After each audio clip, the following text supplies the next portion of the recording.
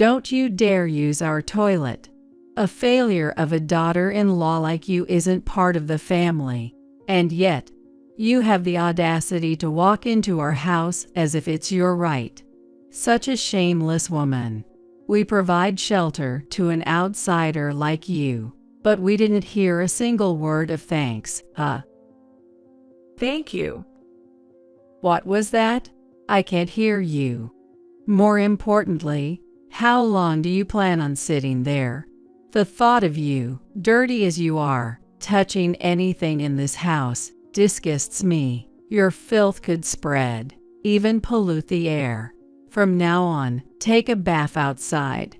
That should be good enough for you. But there's no public bath open at this time. What are you talking about? There's a park right over there. It has toilets and faucets, doesn't it? With those words, my mother-in-law locked me out of the house. Let's go back a bit in time. After marrying Mike, and since we both worked, I moved into his parents' house to live with his folks. I used to visit Mike's family home occasionally even before we got married, and each time, my father-in-law would treat me kindly, as if I were his own daughter. Having lost my father when I was young, I thought of my father-in-law almost like my own father. However, just before our wedding, my father-in-law fell ill and had been hospitalized by the time we started living there. On the other hand, my mother-in-law, in stark contrast to my father-in-law, started treating me coldly. In front of Mike's dad, she would smile and act gently towards me, but as soon as he was gone, she would say things like, "Your cooking is too salty. Are you trying to make me sick? The air feels worse when you're around," almost like verbal abuse. My mother-in-law, a stay-at-home wife, always at home, made the times we were alone together the most difficult. I began working longer hours just to avoid going home. My mother-in-law's sarcastic comments only grew more frequent as I continued to work late every day. Before I knew it, she would nag at me every time she saw my face and sigh exaggeratedly. One day, after coming home from work, I was greeted by my mother-in-law's usual scowl, telling me, "Don't walk around the house with your dirty body. You'll make everything dirty." I was hungry and wanted to eat dinner first, but reluctantly headed to the bath. However, my mother-in-law, standing in front of the changing room, looked at me with a disgusted frown. "You're not thinking of using our bath, are you?" But I thought I should clean off the dirt." Clean yourself outside. The audacity of thinking you can use our bath. How brazen of you. Outside, but at this time there are no public baths open nearby. If you go far enough, you'll find a place that's open, won't you? Look it up yourself. I'm a germaphobe after all.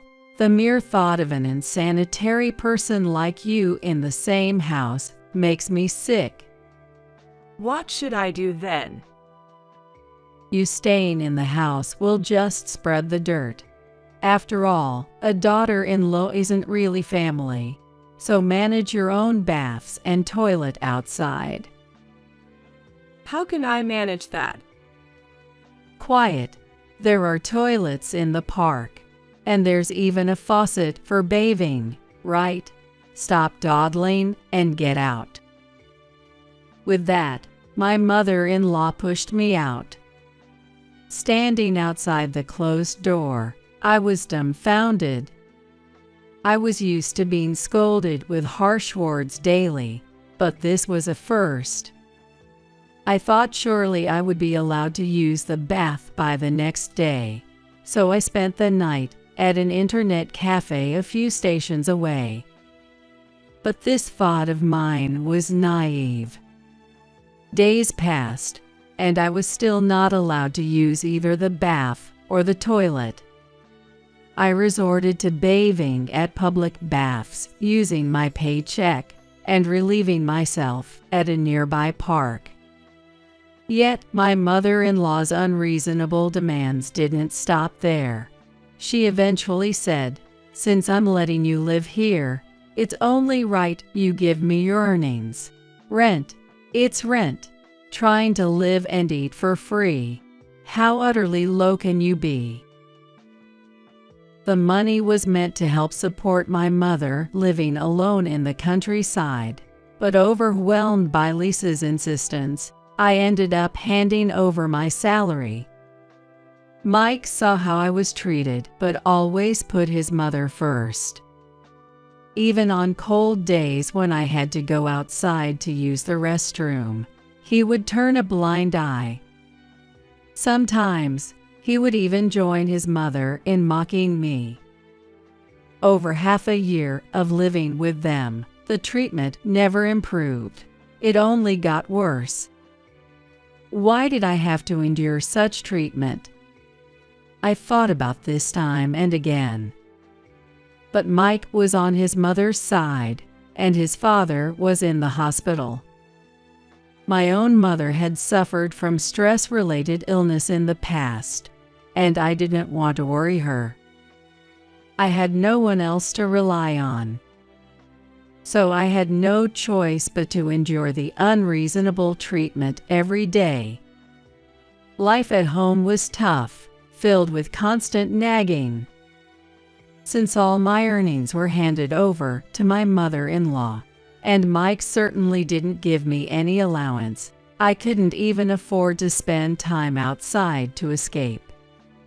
Moreover, since my mother-in-law didn't do any housework, I had to take care of all household chores, which meant even if I returned home late, I would still be scolded. I couldn't afford new clothes or even a visit to the hair salon, so my days were spent feeling increasingly worn out, both physically and emotionally. Occasionally, I looked forward to visiting the public bath with the little money I had left after work. But between Lisa's complaints about me slacking off on housework and financial issues, I couldn't afford to go every day, and my body started to develop itchiness and other signs of distress. One day, as I was heading to the park to use the restroom, as usual, I saw my father-in-law. I remembered that he was scheduled to have a day out from the hospital, as his health had improved. I had planned to pick him up later, but it seemed he had managed to come back on his own. With the same kind and unchanged smile, my father-in-law greeted me as if nothing had changed. "Naomi, what are you doing here?" Just going to the restroom. "The restroom, the restroom. Don't we have one at home? Is it broken? No, it's not that. Is something the matter?" Telling my kind father-in-law about how I've been treated at home would surely worry him. I didn't want to cause him any concern. However, unable to hold it any longer, I ended up telling him everything in a rush. I've been told that I'm not part of the family, so I shouldn't use the toilet or the bath in the house. "What?" Because Lisa is a germaphobe. She can't stand the idea of someone else like me using the toilet or the bath. "And Mike hasn't said anything about this?" Mike gets along well with his mom, so he hasn't really done anything. "I see." With a heavy sigh, my father-in-law apologized to me, saying, "Let's go home together. I'm sorry for everything that has happened."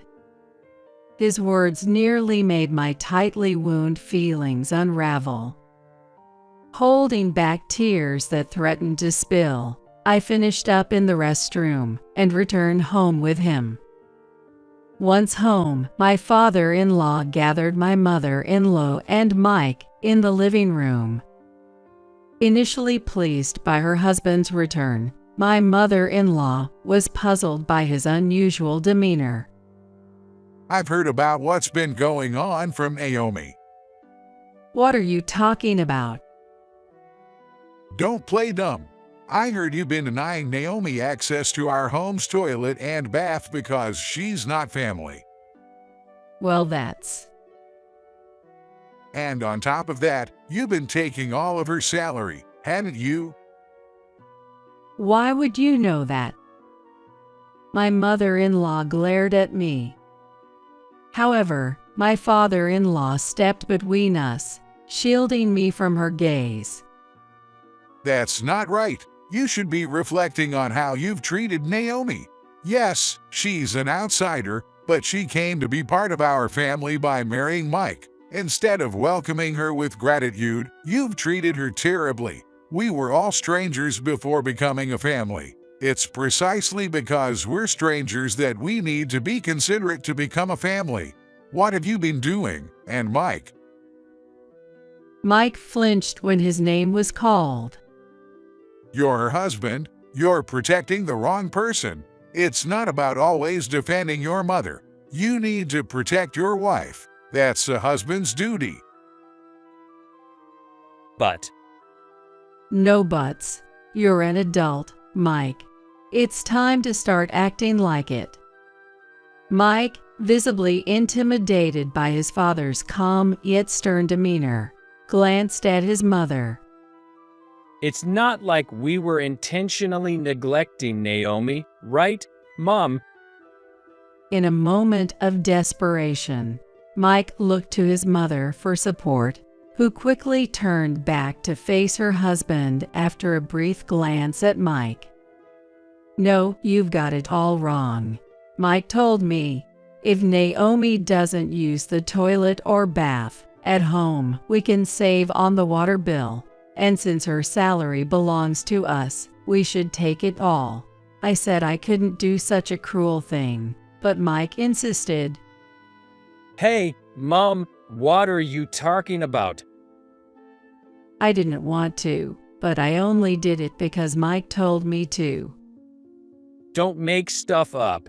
It was you who started it, saying you couldn't stand Naomi using the water facilities. And you were the one who first said we could live better if we had free reign over Naomi's salary. Oh, to think you would start saying such things to your own mother. Mike and his mother began to blame each other. I couldn't keep up with what was happening in front of me and could only stare blankly, unable to say anything. They were both insisting they weren't at fault. The friendly rapport they used to share was nowhere to be seen, replaced by ugliness. Next to me, my father-in-law sighed deeply. Enough. I've heard enough of both of your feelings. You're both arguing over who is not at fault without even offering a single apology to Naomi. You should be ashamed. Both of you, get out of the house right now. Cool off. With that, my father-in-law quickly kicked them out of the house. After that, there were several exchanges with Mike and his mother, but far from showing any remorse, they only expressed resentment for being kicked out, directing their grievances at me and my father-in-law. Disgusted with both Mike and his mother, my father-in-law and I decided it was best to divorce and cut ties. When the divorce was settled, my father-in-law called me and apologized deeply. The reason your mother-in-law became so selfish and acted as if she owned a place, and Mike living his life centered around his mother, is because I prioritized work over family. I had no right to lecture them about family when I wasn't a good husband or father myself.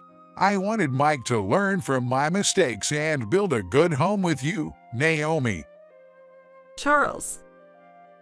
How selfish of me. Naomi, I'm truly sorry. It's all my fault. It's a poor way to apologize, but I want to give you this house. Charles, please lift your head. It's not your fault. And this house holds so many memories for you, right? I can't accept it. But I want to make it up to you somehow. I've caused you so much trouble. If you really want to make it up to me, could we sometimes have meals together? Meals? Is that really enough for you? Yes, they lost my father when I was young, so I've always thought of you as my real father. I want us to continue being close. My father-in-law nodded at my words with a troubled yet happy expression. After that, I moved to an apartment and started living on my own. My father-in-law, who had been discharged from the hospital, seemed to have resumed life at home, and we often met up for enjoyable meals, catching up on each other's lives. In the course of our conversations, my father-in-law expressed a desire to meet my mother. It occurred to me that, apart from the wedding, my mother and my father-in-law had not met since. Although I divorced Mike, if I was going to maintain a relationship with my father-in-law, it seemed like a good idea for the three of us to have a meal together. About 3 months after the divorce, my mother, my father-in-law, and I went out to eat. Surprisingly, my mother and father-in-law got along well, and the meal went pleasantly.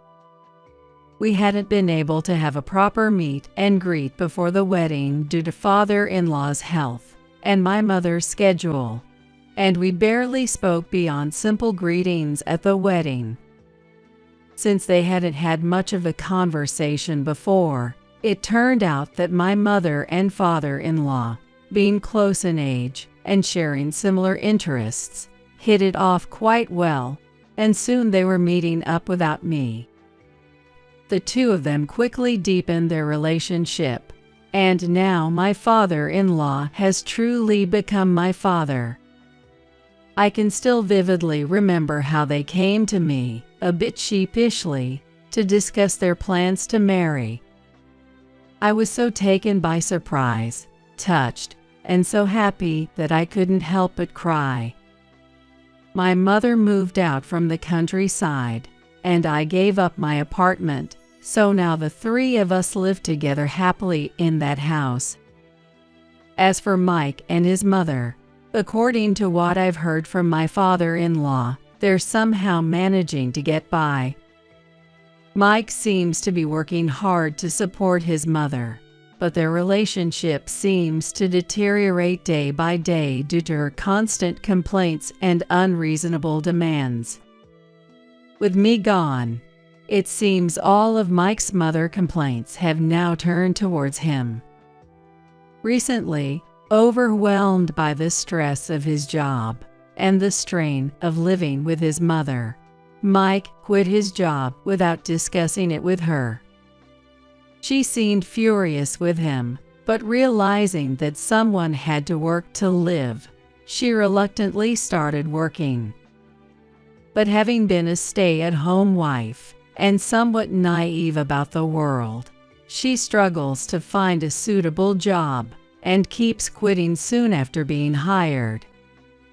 From time to time, my father-in-law receives requests for financial assistance from Mike and his mother, but he has consistently refused them.